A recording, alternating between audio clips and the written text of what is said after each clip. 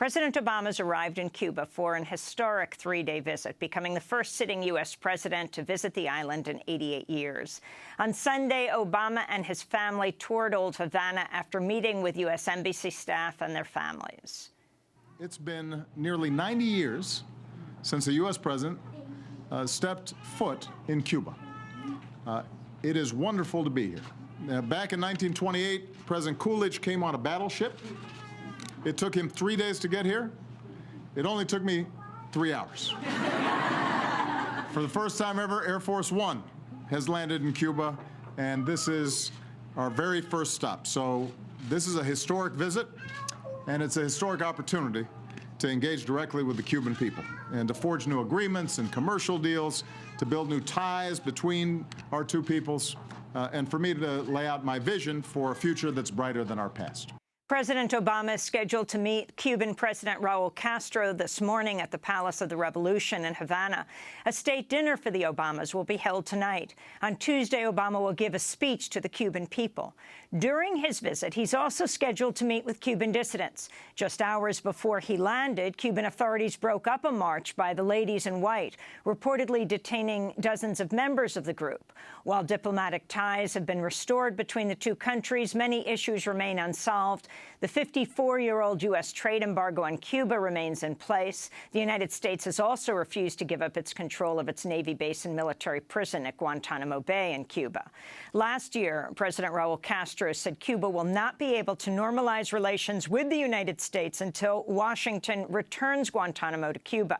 Obama's visiting Cuba along with nearly 40 U.S. lawmakers and the CEOs and executives from almost a dozen companies, including Xerox, PayPal, Marriott, Airbnb, and Starwood Hotels and Resorts. We go now directly to Havana, Cuba, where we're joined by two guests. Carlos Alzugaray Treto is a former Cuban diplomat who served as ambassador to Belgium and Luxembourg and head of the Cuban mission to the European Union. He's a former professor at Havana University. And we're joined by Peter Kornblue. He directs the Cuba Documentation Project at the National Security Archive in Washington, D.C., and is co-author of the book Back Channel to Cuba, The Hidden History of Negotiations Between Washington and Havana. Let's start with Ambassador Treto. Can you describe the scene yesterday in Havana when the Obama family arrived? President Obama, the first sitting U.S. president to go to Cuba in 88 years.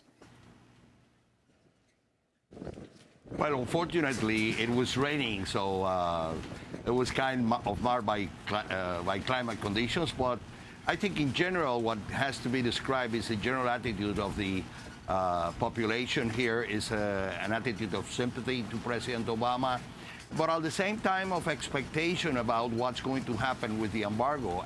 I think it was best represented by this 75-year-old lady who wrote to President Obama saying, I like you being reelected, but you have to do something about the black page of U.S. embargo against Cuba. Right before the Obamas landed, the group Ladies in White held a protest. It was broken up by authorities. Reports are that a number of people were arrested. Can you explain who this group is? Well, basically, this is a group that is receiving money from the United States, and in the according to Cuban law and Cuban interpretation of that law, is that these people are not exactly representing Cuban society, but more representing the old policy of the United States, which has been designated to create a regime change situation in Cuba. President Obama himself has criticized this policy when he mentioned at the beginning of this process that the United States was not interested in destabilizing Cuba. But the fact of the matter is that Cuban authorities consider that these elements are doing exactly that, destabilizing the Cuban system, and they are paid agents of U.S. imperialism. I think that it wasn't a very positive Peter Kornblue, gesture if you could weigh in. On the part of the Cubans. Well, it wasn't the best opening gesture on the part of the Cuban authorities yesterday to intercept the Ladies in White. My thinking is if they just let them proceed to their destination, they would have gotten there and then turned around and gone home, as they do often on Sundays. But, you know, that is an issue I'm sure will come up in private conversations between President Obama and President Castro. I'm sure the Cubans have advice for the United States of America on human rights issues as well, perhaps even as bold as saying, you know, what's going on down at Guantanamo base. But the point is that the two sides are talking, and they'll talk about this, and they'll talk about many, many other things. The arrival of President Obama under a huge rainstorm really can't dampen the fact that this is a historic trip, a major step forward, I'd say a historic game changer in not only the future of U.S.-Cuban relations, but the future of U.S. relations with the world and particularly the Latin American region. I hope that what Obama is doing is leaving a model for future presidents of diplomacy and civil connection with the Cuban government, with the Cuban people that will live on in the annals of U.S. foreign policy. I agree with Peter. I think that's what's happening. But on the other hand, you have to understand Cuban authorities, what they have in mind. On the one hand, they want to give the president the best possible reception, welcome, which is the sense of the Cuban people. But at the same time, they are concerned about the security situation surrounding the visit. They don't want the visit to be marred by any kind of situation. I would agree with Peter that the best thing for the Cuban government would have been to let the demonstration go on. Sometimes you have to balance that on the one hand, the security concerns, and then on the other hand, the issue that is related to the image of the country. Peter Kornbluth, the significance right now is I don't know if you can hear me with the winds of change slamming your microphones, but the significance of the CEOs of the various corporations, from Marriott to Starwood to PayPal, talk about what President Obama is doing with the corporate delegation there. Well, on his agenda for this afternoon is to kind of hold an entrepreneurial summit with Cuban kind of small new business leaders and with U.S. business leaders. We ran into Jose Andres, the famous Spanish chef who lives in Washington, D.C., and has a wonderful set of restaurants there and across the United States. And he's here promoting the idea of good food and good restaurants and the future of the culinary kind of business in Cuba, which has a great future, along with so many other businesses here. And, of course, the Starwood CEO, Starwood just signed an agreement, making it the first major corporation since 1959 to have an agreement in Cuba to manage and invest in several hotels in the coming years here. So that's what Obama wants to do. I think President Obama feels that opening the doors of commerce between Cuba and the United States is going to help a transition, an economic transition that Raul Castro himself has initiated to move Cuba into a mixed economy, from a more strict socialist economy to a mixed economy. And, of course, for that to happen, you have to have a private sector, and that is what those business leaders and business thinkers are doing here in Cuba with the President of the United States today. Might it also be that with the... There has to be added also. Might it also be that with the Republicans wanting to turn back whatever Obama does this year, that with corporate investment and a stake in Cuba, it will be harder for the Republicans to reverse the opening with Cuba, Peter? Of course, you are absolutely right, Amy, and I'm negligent for not mentioning that from the outset. President Obama has this really super interesting strategy. He's bringing business leaders down here. He wants them to get connected down here, be invested down here, both psychologically and monetarily. And then he wants them to go back to the United States and unleash their lobbyists on the Mitch McConnells of the world to push the Senate and House leadership to go ahead and vote to lift the embargo. There's, I think, no doubt in my mind, at least, Carlos, that if there was a vote, we would get the embargo lifted, because the embargo is really a skeletal framework now, as with Obama punching holes in it. with his executive orders. But we're not going to get that vote, of course, until the leadership changes. But by that time, I think Obama's hope is that U.S. businesses will be entrenched here, will have interests here, and will be pushing their own legislators with lobbyists to lift the embargo entirely. On Sunday, Republican presidential Ambassador, on Sunday, Republican presidential candidate Ted Cruz criticized President Obama for his trip to Cuba. Cruz tweeted, quote, "I have a word for the people of Cuba who will witness the gaudy spectacle in Havana. America has not forgotten you." Cruz then linked to an article he wrote for Politico headlined, "In Cuba, Obama will legitimize the corrupt and ignore the oppressed. What's American about that?" In the article, Cruz writes, quote, "In Cuba, the Castros have been the implacable enemies of the United States for more than half a century. It's in our interest to make common cause with the brave souls who oppose them." That's Ted Cruz, of course, whose ancestry, his father, is Cuban. Your response to that, Ambassador Tretto?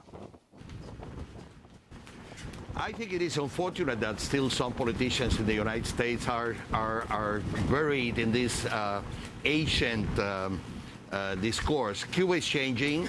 It is important that in that process of change we have as normal a relationship that we can have with the United States. I wanted also to make the point that something that has been not very much reported in the media in the United States is that something that was announced yesterday by the Minister of Foreign Trade of Cuba.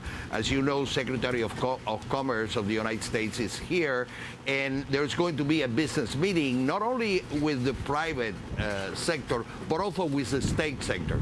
If the United States wants to make business in Cuba, obviously it has to make business with the two sectors, not only with the private sector, but also with the state sector. It makes sense. Well, in fact, the agreement of Star Wars is with a government enterprise. Right. So it's inevitable that they have to come to realize that reality. Cruz is repeating an old language that I don't think even reflects what most of the Cuban-American community in the United States think. The majority of Cuban-Americans are more in line with Carlos Gutierrez, for example, or Carlos Aladrigas. They are business people who have been successful in the United States, but they want to do business with Cuba. And this is important for both sides. Cuba is changing. I'm going to repeat something I said a few days ago to another media. Cuba is changing. Cuba is changing in its own terms. You cannot expect Cuba to follow a foreign script about the changes that are going to happen in Cuba. And these changes, as the foreign minister said it the other day, it was very important that the Cuban foreign minister, answering question of a journalist, said, listen, Cuba is a country in permanent transition, in permanent change.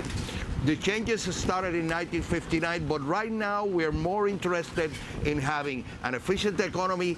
And he said something, he added something very interesting. At the end, he said, we're having the Congress and we are working in expanding civil and political rights for Cuba. So obviously, the agenda is big for the Cuban government, but something the Cuban government won't do, and I would suppose that most Cubans agree with that, we don't discuss the problems of our change with foreign partners that come on the position of imposing. We want to hear President Obama. We want to hear what he thinks as advice, as something that we should consider in our process, but not as an imposition from the outside world. That's what the United States used to do before 1959, and that's what's not going to happen after 2018. Peter Kornblum. Amy, if I can just say, I'm here with the White House press corps, credentialed for The Nation magazine and reporting for The Nation magazine on what's happening here. And there was a private, off-the-record reception with Obama's White House staff last night. Susan Rice